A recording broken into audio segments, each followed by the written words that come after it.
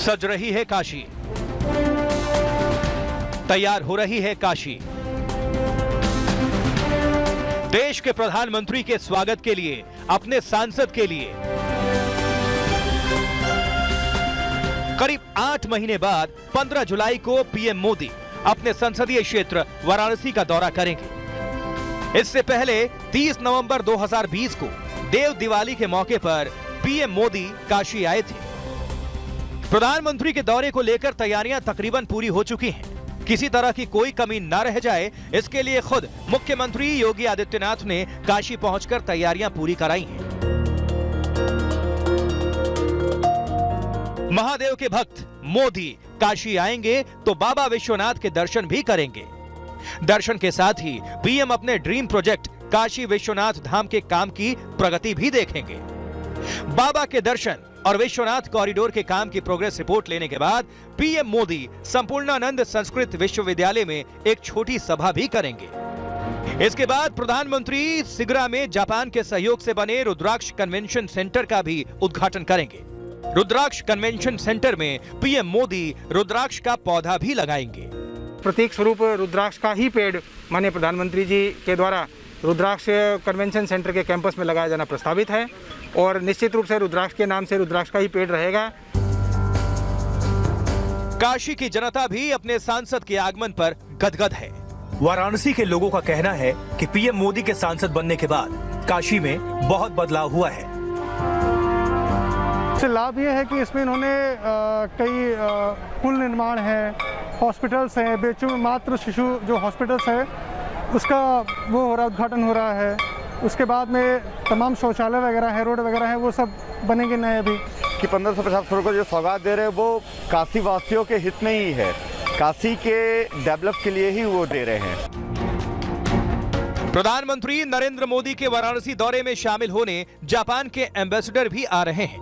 पूरे कार्यक्रम के दौरान कोविड के सभी प्रोटोकॉल का पालन किया जाएगा। सूत्रों की माने तो सुबह 10 बजे लाल बहादुर शास्त्री अंतर्राष्ट्रीय हवाई अड्डे पर पहुंचेंगे और शाम को लगभग 3 बजे वाराणसी से दिल्ली के लिए रवाना हो जाएंगे।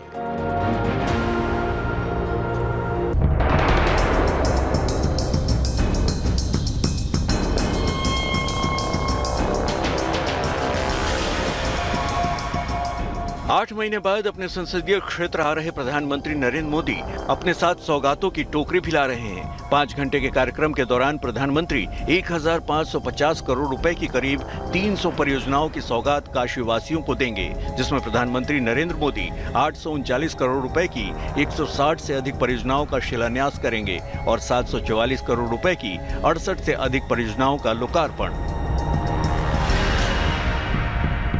अब आपको एक एक कर बताते हैं कि जिन योजनाओं का लोकार्पण 15 जुलाई को पीएम मोदी करने वाले हैं वो क्या हैं और उसकी लागत कितनी है। अंतर्राष्ट्रीय सुविधा एवं सहयोग केंद्र रुद्राक्ष सिगरा, लागत 186 करोड़ रुपए। राजकीय चिकित्सालय पांडेपुर, लागत 62.89 करोड़ रुपए। रीजनल इंस्टीट्यूट ऑफ थेल्मोलॉजी BHU, लागत 29.63 करोड़ रुपए। 33.91 किलोमीटर लंबा पंचकोशी परिक्रमा मार्ग, लागत 62.04 करोड़ रुपए। वाराणसी गाजीपुर मार्ग पर आरओबी, लागत 50.17 करोड़ रुपए। BHU अस्पताल में 100 बेड का MCH विंग, लागत 45.50 करोड़ रुपए।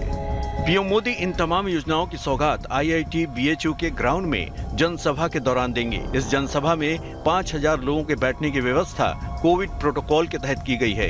इन तमाम परियोजनाओं से न सिर्फ काशी वासियों को फायदा मिलेगा, बल्कि देश विदेश से काशी दर्शन के लिए पहुंचने वाले देसी और विदेशी पर्यटकों को भी काफी सहूलियतें होंगी।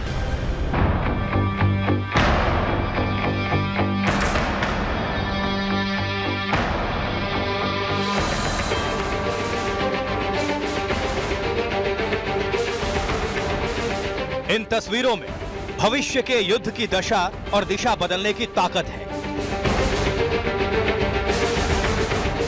पहली बार खालिस हिंदुस्तानी तकनीक से एक साथ एक झुंड में दर्जनों ड्रोन्स उड़ाए जा रहे हैं।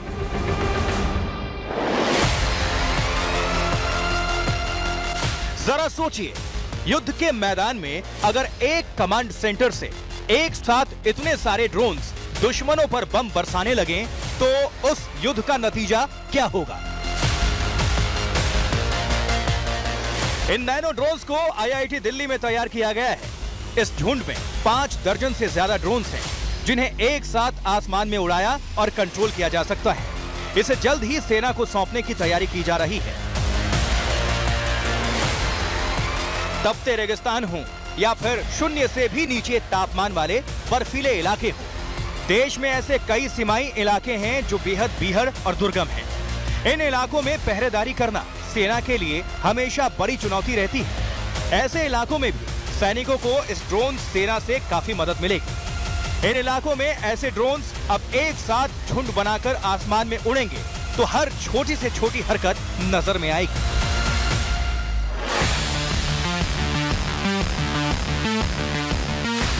इतना ही नहीं, सीमा पर ऊंचाई वाले वो इलाके जहां सैनिकों के लिए तेजी से पहुंच पाना मुश्किल होता है, वहां से भी ये ड्रोन्स दुश्मन की टोह लेकर पल पल की जानकारी कंट्रोल रूम को भेज सकते हैं। झुंड बनाकर ये ड्रोन पहले से निर्धारित रास्ते पर उड़ते हैं। ये ड्रोन एक दूसरे से सिर्फ 3 मीटर की दूरी पर उड़ते हैं। आसमान में ये अलग अलग पैटर्न बनाकर उड़ सकते हैं। इन ड्रोन्स में आसपास के इलाके की पूरी जानकारी फीड की जाती है। ये ड्रोन्स नीचे के बदलते हालात के हिसाब से फैसले लेते हैं और मिशन को अंजाम देकर लौटते हैं।